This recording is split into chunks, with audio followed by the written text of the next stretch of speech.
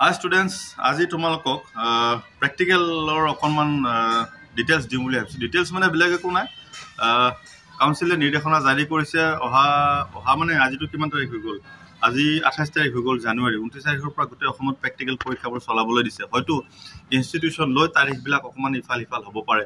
গতিকে অলপ দেৰি হ'লেও মই পটাপট তোমালোকক দেখুৱাই দিওঁ বায়'লজিৰ কোনখিনি ইম্পৰ্টেণ্ট তোমালোকে চাই যাবা পৰীক্ষাৰ কাৰণে। আৰু মোৰ হাতত আছে এখন এলিমেণ্টছ অফ প্ৰেক্টিকেল বায়'লজি কিতাপখন অকণমান ইফাল সিফাল বা অকণমান চেঞ্জ হ'ব পাৰে, ৰাইটাৰ বেলেগ হ'ব পাৰে বা পাব্লিছাৰ বেলেগ হ'ব পাৰে, কিন্তু ইয়াত যিখিনি কণ্টেণ্ট আছে কণ্টেণ্টখিনি গোটেইখিনি একেই। প্ৰায় গোটেইখিনি কলেজত এইখিনি কথাই শিকোৱা যায়। গতিকে মই চিধাই মূল কথালৈ আহোঁ। প্ৰথমতে উলিয়াইছোঁ মই বটানীৰ, আৰু মই যি কৈ যাম তোমালোকে নোট কৰি ল'বা। ইয়াতে বটানীৰ কিখিনি চাই যাবা তোমালোকে।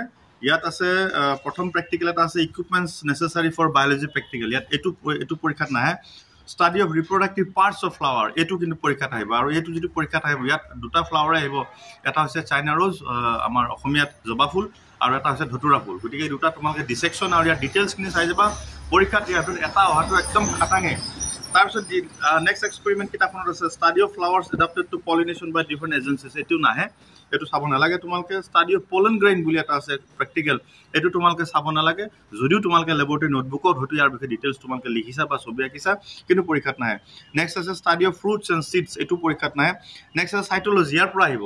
চাইটলজি মানে ইয়াতে বিভিন্ন কোষ বিভাজনৰ শ্লাইড তোমালোকক হয়তো পৰীক্ষাত দেখুৱাব পাৰে, মাইট'চিছ আৰু মিঅ'চিছ চেল ডিভিজনৰ বিভিন্ন শ্লাইড। গতিকে এইটো চাবা তোমালোকে। নেক্সট আছে ষ্টাডি অফ কণ্ট্ৰল পলিনেশ্যন, এইটো পৰীক্ষাত নাহে। তাৰপিছত আছে study of pH and water holding capacity of soil, এইটো পৰীক্ষাত হোৱাৰ সম্ভাৱনা আছে, এইটো চাই যাবা তোমালোকে। তাৰমানে মাটিৰ pH আৰু অসমীয়াত কি বুলি কয়, জলধাৰণ ক্ষমতাৰ অধ্যয়ন। গতিকে এইটো চাবা তোমালোকে।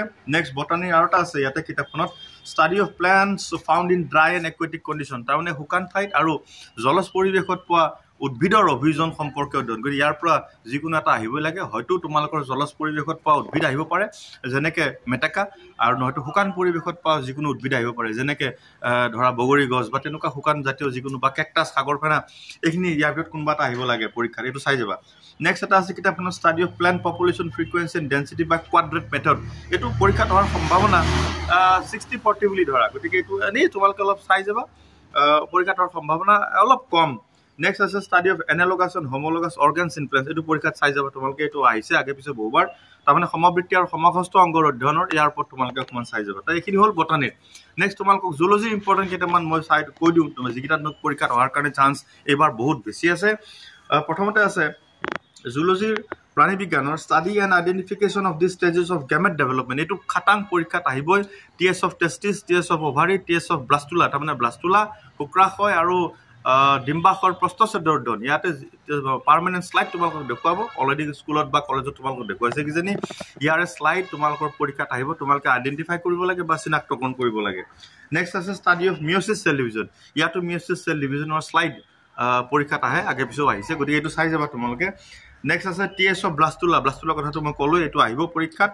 কিন্তু ব্লাষ্টুলা, শুক্ৰাশয়ৰ প্ৰস্থচ্ছেদ আৰু ডিম্বাশয়ৰ প্ৰস্থচ্ছেদ, তাৰমানে টেষ্টিছ, অভাৰী আৰু ব্লাষ্টুলা, তিনিটাৰ ভিতৰত এটা পৰীক্ষাত আহিবই, চাই যাবা তোমালোকে। নেক্সট আছে study of Mendel's laws of inheritance, এইটো পৰীক্ষাত কেতিয়া আজিৰ পৰা 10 বছৰৰ ভিতৰত যদি 2বাৰ বা 3বাৰ মানহে আহিছে, গতিকে বৰ বিশেষ গুৰুত্ব দিব নালাগে যদিও তোমালোকে অকণমান চাই যাবা। নেক্সট আছে study of genetic traits through pedigree chart preparation, এইটো অহাৰ চান্স বহুত কম, তথাপিও অকণমান চাই যাবা তোমালোকে, কিন্তু খাটাং নহয় যে আহিব বুলি। নেক্সট আছে identification of organisms causing common disease and study of disease symptoms, এইটো আহিবই খাটাং। ইয়াত তোমালোকৰ আছে এছকাৰিছ, ঘূৰণীয়া কৃমিৰ বিষয়ে আছে, আৰু বাকী যিমানকেইটা মানুহৰ সাধাৰণ বেমাৰ বিয়পোৱা যিকেইটা আছে, আমাৰ শ্লাইড হয়তো আছে বা স্পেচিমেন হয়তো আছে, এইটো চাই যাবা তোমালোকে, ইয়াৰ পৰা পৰীক্ষাত আহে। নেক্সট আছে two study the texture and মইশ্চাৰ content of the চইল, তাৰমানে মাটিৰ আৰ্দ্ৰতাৰ অধ্যয়ন, এইটো চাই যাব লাগে তোমালোকে, কাৰণ এইটো আহিছে আগে পিছে পৰীক্ষাত।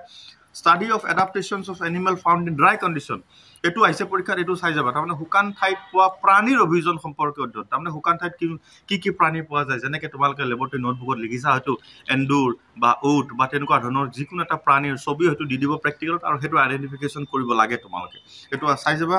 নেক্সট আছে study of adaptations of animals in aquatic condition, তাৰমানে জলজ পৰিৱেশত পোৱা প্ৰাণীৰ অভিযোজন সম্পৰ্কে অধ্যয়ন, তাৰমানে পানীত বা জলজ পৰিৱেশত কি প্ৰাণী পোৱা যায়। আৰু ইয়াত এটাই পৰীক্ষাত আহে, সেইটো হৈছে মাছ, পৰীক্ষাৰ সময়ত তোমালোকক এটা 1 কেজি ওজনৰ ৰৌ মাছ বা ভকুৱা মাছ দিয়ে তাত দি নথয় খালি এটা পিকচাৰ দি থৈ দিব ছবি এটা দি থৈ দিব সেইটো তোমালোকে আইডেন্টিফাই কৰিব লাগে আৰু অভিযোজন সম্পৰ্কে কেইটামান মন্তব্য লিখিব লাগে লাষ্ট আছে study of pH clarity and presence of living organisms of water etu khatang etu ahiboi tumalke sai jaba etu matir pH aru sorry panir pH aru swachhota uddot etu ahiboi next ase study of the amount of suspended particulate matter in air tane botahot suspended matter ki thake etu sabone lage next ase study of homologous and analogous organs of animals tane pranir bibhinno angor tamane bibhinno angor mane সমবৃত্তি আৰু সমসংস্থ অংগৰ অধ্যয়ন ইয়াতে আছে এটো অকনমান চাই যাবা তোমালোকে গতিকে খাটাং কেটামান মই তোমালোকক কৈ দিলো আৰু কেটামান এনেকুৱা এক্সপেৰিমেন্ট মই কৈছো যিকিটা অহাৰ চান্স খুবে কম যদি তোমালোকে চাই যাব লাগে আশা কৰো পৰীক্ষা তোমালোকৰ প্ৰ্যাকটিকেল যেটো পৰীক্ষা খুবে ভাল হক